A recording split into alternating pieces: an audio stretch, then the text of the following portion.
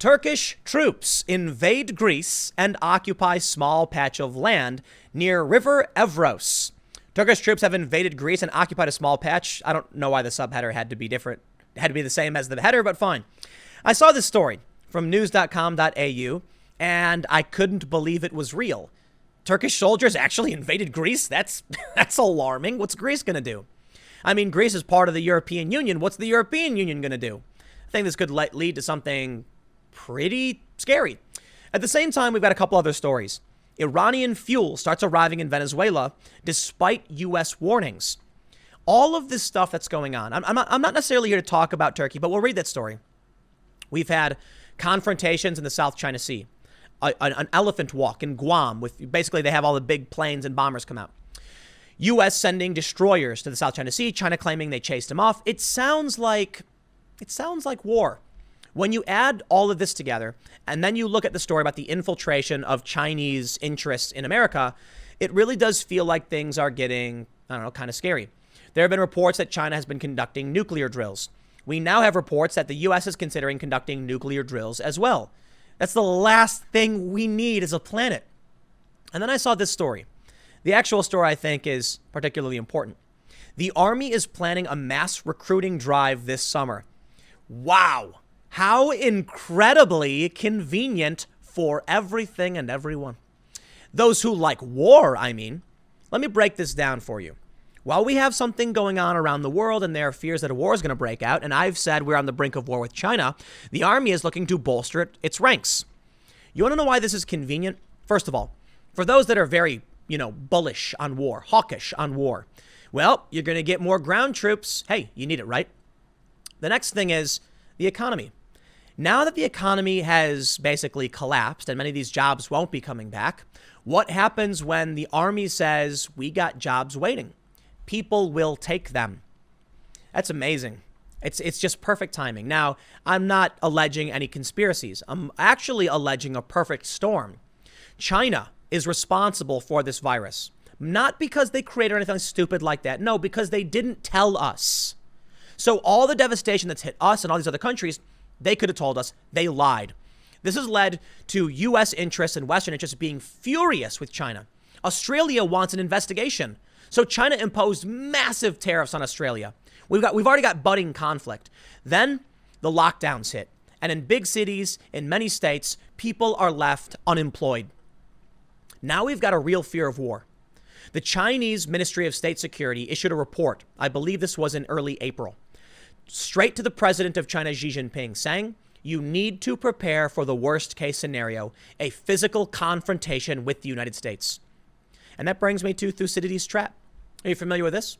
It states that, I believe the analysis is, out of 16 moments in the past 500 years, 16 instances of a dominant power about to be replaced by an emerging power, in 12 of those, there have been war. And that's Thucydides' trap. It's basically this idea that whenever a dominant power is challenged by an emerging power, they go to war. So when I see a story about the Army planning a mass recruiting drive, I have to wonder. But let's stop for a second. We're actually looking at something that may be a real spark of a confrontation. Turkey invading Greece. We'll see if this becomes anything. As I've stated before, with the lockdown, we're looking at stories. We're more focused on stories. It's not a whole lot happening, man. I mean, before the lockdown, I was talking about movies, Sonic the Hedgehog and Birds of Prey. Now that nothing's happening, we're more focused on whatever it is we can focus on. And in the news, we hear stories like this. These stories might be pretty normal, but because we're focused, we think they're more significant than they are. But let's read and see what's going on. And then let's talk about the Army recruiting.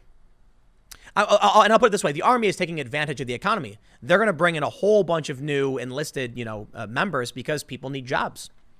News.com.au says about 35 soldiers have reportedly marched onto a floodplain site on the east bank of the River Evros, near the town of Ferris, on the disputed border between Turkey and Greece. Special forces and infantry set up a camp with a small Turkish flag flying from a tree and rejected Greek demands to withdraw. Long-standing disputes over the position of the border arise from the fact the Evros River, which marks it out, often shifts its course. The movement leaves land that is technically part of Greece to the river's east and land that is technically part of Turkey to its west. That's weird. The incursion took place on Friday and was reportedly a response to a Greek army survey of the 1.6 hectare site as part of plans to build additional border fences. Turkey currently hosts more than 4 million refugees from Syria. Yeah, we get the point. Now, look, I don't know if this will actually result in anything significant because it seems like this problem is ongoing. I highlight it only because maybe a lot of people are worried about it. So I'll put it this way. It may be significant. It sounds like it's a disputed border, and it sounds like this is kind of an ongoing thing. So I wouldn't be too worried about it. Now, the Iranian ships bringing fuel into Venezuela, it gets kind of worrying because the U.S. has made, put a bounty on Maduro, for instance. He's the president of Venezuela currently. Technically, I think the other guy is. I don't know what's going on, but they're really trying to get rid of Maduro. And now we have this. This is the more... Well, I don't know how to describe this. The Army is planning a mass recruiting drive this summer. It could just be that with a damaged economy, it's a great opportunity for the all-volunteer force to scoop up a ton of desperate people who otherwise wouldn't want to join the Army. Now they kind of have no choice. I would say that's taking advantage of the circumstances, but that's actually a common tactic. When the economy dips, Army recruitment ramps up. It's a guaranteed job. The government's got money for you, right? It's what you wanted. It's really funny. You got all these people saying the government should provide these checks to them. Well, here you go. Here's your opportunity. Join the armed forces, and you will get your guaranteed check and a job. Army Times says the general helming Army Recruiting Command is preparing a massive virtual hiring event this summer after the Army's 245th birthday on June 14th. Like the other military branches, the ground service is fighting the anticipated dent to manpower after the coronavirus shuttered recruiting stations across the country this spring. The push will involve every person in every aspect of the service that Army Recruiting Commander Major General Frank M. Muth can muster, he said during a telephone call on Wednesday. An intensive event between June 30th and July 2nd will tap senior leaders to visit with city councils, nonprofits, educators, and other pillars of local communities. A supercharged version of the program that the Army Chief of Public Affairs already runs, which brings Army generals back to their hometowns to engage with civilians able to influence young people. Now I'll stop. You see right there, they may have just explained it. Because of the lockdown, recruiting stations have been closed, so they're probably it looks like they're facing a dent to their manpower, a shortfall. Maybe this is just to make up for their losses. They normally expected to recruit X amount of people. They shut down. They got to make up for those losses. Quote, we would do the same thing, but it would end up being on Zoom or Microsoft Teams, said Muth. The secretary is from Chicago. Maybe he engages with the Chicago leadership, and the 101st Command goes down to Nashville because he's right there. And the 82nd Command goes and he Zooms with Raleigh. There's all these different ways we can use these folks.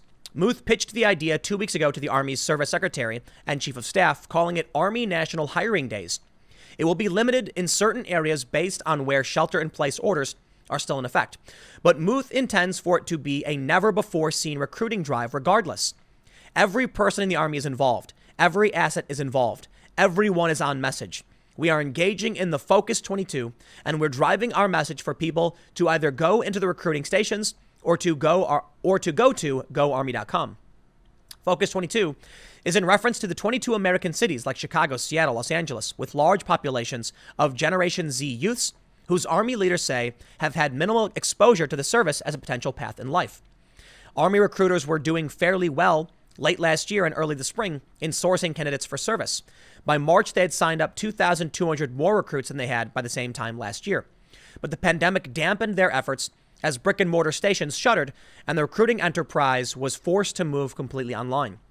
Right now, the service is about 4,000 contracts short of where it wants to be. It's more than we were last year. But at the same time, historically, we've had a year where we were behind that much too. Adding that his recruiters not been in a position to virtually recruit, they would have done about 0 new contracts over the past few months. So, okay. Let me tone things down here, everybody. It really just seems like they should have had more than they already did. So while it sounds like they're bolstering their forces, while it sounds like there are things happening around the world, let me just stress, we're just hyper-focused on this. That's what it really feels like. I've been told by a lot of people that what we see in the South China Sea is just a tit for tat. It's par for the course. They've been playing these games, and maybe at one point it will boil over, but we've been hearing these stories over and over again. This is not an outlier. When you see stories like this, my first instinct for sure was like, oh man, oh, they're recruiting, we got all this action happening, and then it's like, oh, it's just because everything shut down, they got to make up those numbers.